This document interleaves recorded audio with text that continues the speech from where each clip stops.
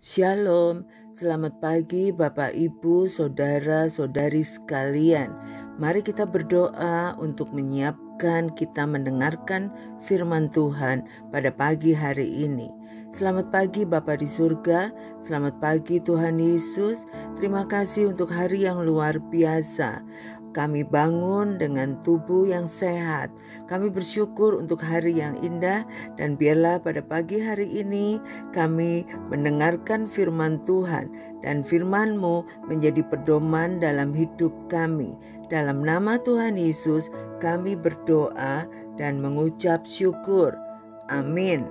Tema kita pagi hari ini, sumbu yang pudar, diambil dari Matius 12 ayat 15b sampai 21. Banyak orang mengikuti Yesus dan Ia menyembuhkan mereka semuanya. Ia dengan keras melarang mereka memberitahukan siapa Dia, supaya genaplah firman yang disampaikan oleh Nabi Yesaya, "Lihatlah, itu hamba-Ku yang Kupilih, yang Kukasihi, yang kepadanya jiwaku berkenan. Aku akan menaruh roh-Ku ke atasnya, dan ia akan memaklumkan hukum kepada bangsa-bangsa. Ia tidak akan berbantah dan tidak akan berteriak, dan orang tidak akan mendengar suaranya di jalan-jalan. Buluh yang patah terkulai tidak akan diputuskannya, dan sumbu yang pudar nyalanya tidak akan dipadamkannya, sampai Ia menjadikan hukum itu menang, dan padanyalah bangsa-bangsa akan berharap." Membuat lilin melibatkan proses yang menarik. Salah satu elemen yang penting adalah sumbu. Tanpa sumbu, lilin tidak bisa melaksanakan tugasnya. Tanpa sumbu, lilin yang cantik tidak bisa mempertahankan api, hanya meleleh dan menjadi gumpalan tanpa bentuk. Sumbu menahan api dan terbakar perlahan-lahan, sehingga lilin bisa meleleh sedikit demi sedikit dan membentuk pola-pola tetesan yang menarik di sepanjang batangannya. Setelah sekian jam, lilin akan habis dan sumbunya hangus terbakar. Nyala api mulai berkedip-kedip, api itu hampir padam. Terkadang pengharapan kita ibarat sumbu pada lilin itu. Pada sebuah titik kita merasa api pada sumbu kita mulai berkedip-kedip, nyaris padam.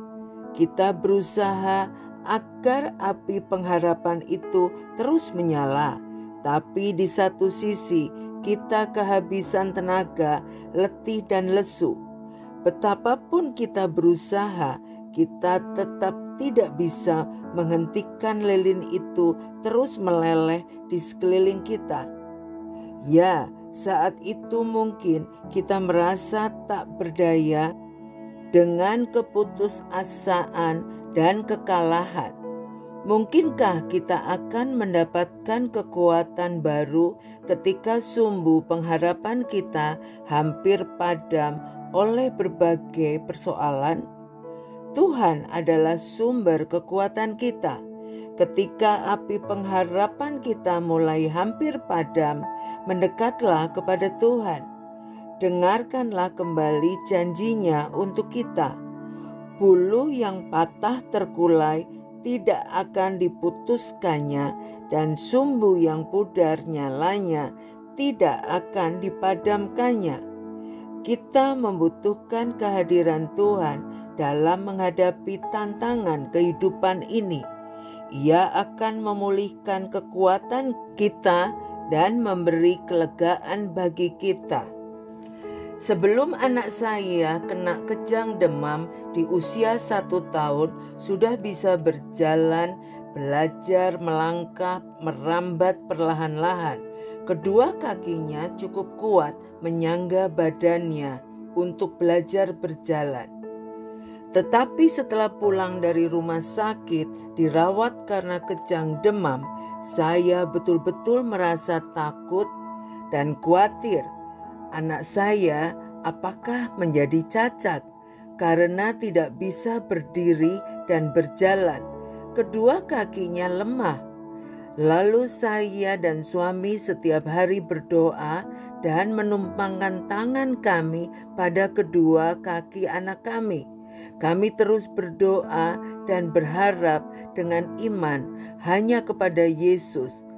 Akhirnya hari ke-10 anak kami kembali bisa berdiri dan belajar berjalan lagi. Anak kami benar-benar sehat kembali. Terima kasih Tuhan Yesus. Carilah Tuhan dan kekuatannya, pengharapan kita yang mulai padam pun akan dipulihkannya. Mari kita berdoa. Terima kasih Tuhan Yesus untuk kebenaran firman-Mu pada pagi hari ini. Kami bersyukur memiliki Allah yang begitu baik, yang selalu menepati janji-janji-Mu kepada kami. Kami percaya apapun yang kami hadapi, selemah apapun situasi kami tidak perlu putus asa, tapi kami mau bangkit mengandalkan Tuhan.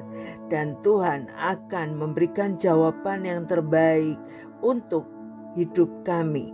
Dalam nama Tuhan Yesus kami berdoa dan mengucap syukur. Amin. Tuhan Yesus memberkati.